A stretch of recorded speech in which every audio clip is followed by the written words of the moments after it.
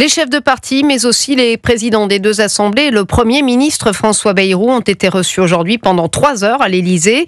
Au menu, l'Ukraine autour d'Emmanuel Macron pour tenter de se mettre d'accord sur une ligne commune.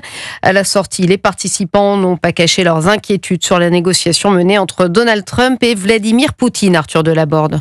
Avant même qu'Emmanuel Macron ne prenne la parole, la réunion a commencé par un état des lieux de la situation en Ukraine effectué par le chef d'état-major des armées et par un membre de la DGSE. Le président a ensuite évoqué les initiatives qu'il compte prendre pour continuer à soutenir Kiev. Elles ne peuvent pas déboucher sur une perte de souveraineté, met en garde le patron de l'UDR, Éric Ciotti. Nous ne pouvons pas continuer la guerre sans les États-Unis.